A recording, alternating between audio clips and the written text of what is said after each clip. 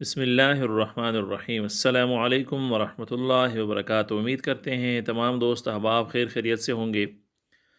دوستو، آج کے سبق کے اندر ہم سورۃ الفاتحہ کو قرات کے ساتھ سیکھیں گے۔ ناظرین، یہ ان لوگوں کے لیے کافی اہم سبق ہے کہ جن لوگوں کو ابھی تک سورۃ الفاتحہ کو کما حق ہو پڑھنا نہیں آتا اور ان کے الفاظ اور تلفظ صحیح طریقے سے ادا کرنے نہیں آتے، تو یہ ان لوگوں کے لیے کافی اہم اور امپورٹنٹ سبق ہے۔ اس میں ہم کوشش کریں گے کہ ہر لفظ کو تجوید کے ساتھ ادا کریں گے، اور ہر حرف کا تجوید کا جو اصل ہے اس کا لحاظ رکھیں گے۔ تو اس لیے آپ لوگوں کے لیے یہ کافی ایک اہم سبق ہے اور ایک اہم تحفہ ہے آپ لوگوں کے لیے۔ تو اس کو خود بھی پہلے سمجھیں اور پڑھیں، سیکھیں، اور پھر لوگوں تک بھی پہنچائیں۔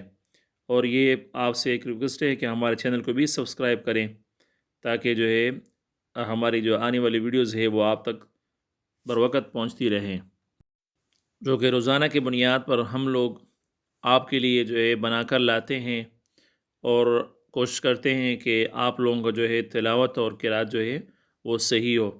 چونکہ سورۃ الفاتحہ کو ہم روزانہ نماز کے اندر 5 وقتی نماز کے اندر بار بار پڑھتے ہیں، تو اس لیے سورۃ الفاتحہ کو سیکھنا قرات کے ساتھ اور تجوید کے ساتھ یہ بہت ضروری ہے، تاکہ ہمارے نمازیں درست ہوں۔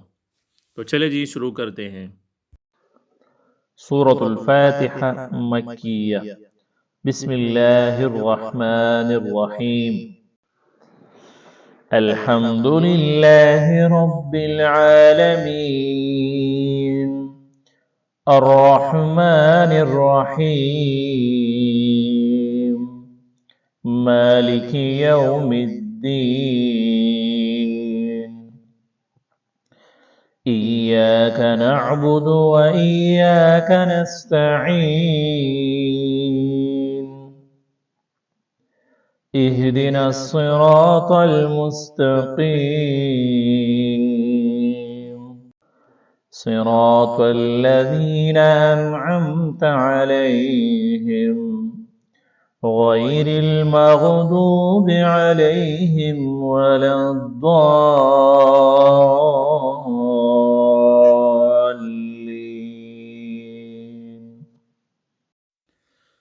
ناظرین، یہ ہے سورۃ الفاتحہ کا قرات کے ساتھ پڑھنے کا صحیح طریقہ۔